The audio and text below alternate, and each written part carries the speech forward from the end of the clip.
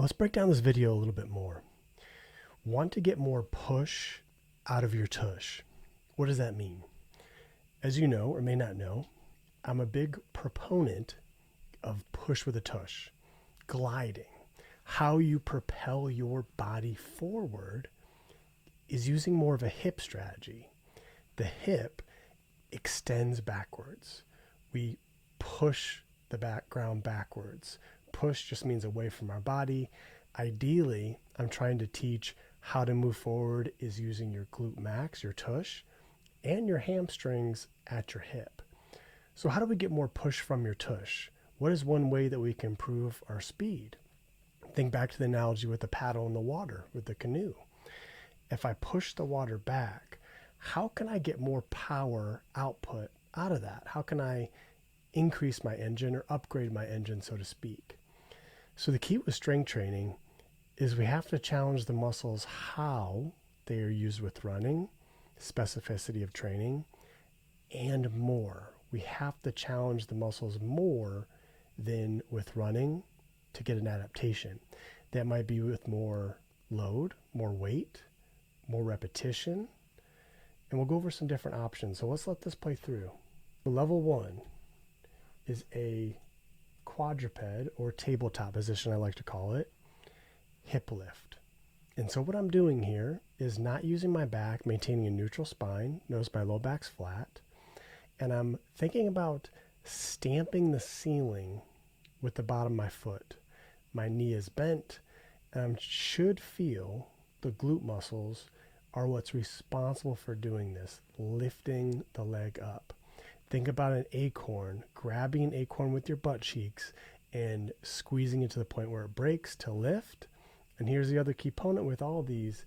Make sure you're not just letting gravity take the leg back down or your body back down, but the glute also control. So the bridge, another common one, but also commonly done incorrectly. A lot of times people will just arch their low back to lift their hips up, or they're mainly using their quadriceps. Ideally with this, it's your glutes. Grab the acorn with your butt, lift, try to crack it, and then don't drop it at the top. Slowly lower the way down. So notice how we said train the muscles like we use them with running. This is a double leg exercise. So in order to make it a little bit more specific and more challenging, we do what's called 2 up, 1 down. Both legs are helping to assist on the way up. And then on the way down, it's only the affected side or the targeted side. The muscle is controlling or eccentrically lowering. With running, we're using it more from a concentric standpoint or creating movement, not controlling or slowing. So the next progression from this, which is more challenging, is lifting your entire hips up using only one leg. Make sure your hips stay level. The next progression is we want to challenge it again now in vertical, like with running.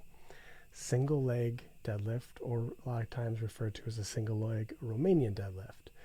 The key here is it's kind of like a wheelbarrow. My right leg right here, we're working both sides, but I'm softening the knee, and then that left leg stays straight in line with my torso, and I'm merely extending the leg back, moving the entire body as one unit, folding around the hip. I'm using my right leg to control the movement, and then also the right leg to come back to the starting position. The next progression from here is loading, adding some dumbbells or some weight. This can sometimes be a little bit easier in that it will help your balance by widening your base of support, but it's more challenge and then it's more loading. Another bonus to challenge your glute med or the queen of the hips a little bit more, which stabilizes your pelvis, is just have one dumbbell, not two, or the opposite hand that's not grounded. So in this example, I'm on my right leg, challenging the right side primarily. I would be holding the dumbbell just in my left hand. If you're a sprinter, I would do this with all these exercises with a little bit more speed, a little bit more force, quickness, like we use them with sprinting, and not for a super long period of time. Versus when it comes to long distance running, I would train these with a little bit less weight, more endurance, longer time under tension, higher rep count, shorter recovery between sets, versus sprinting, just like with sprinting, having a longer recovery between to try to let your power bar go back up.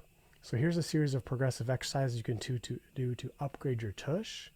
Let me know what you think, questions, if you have any others you would like to add.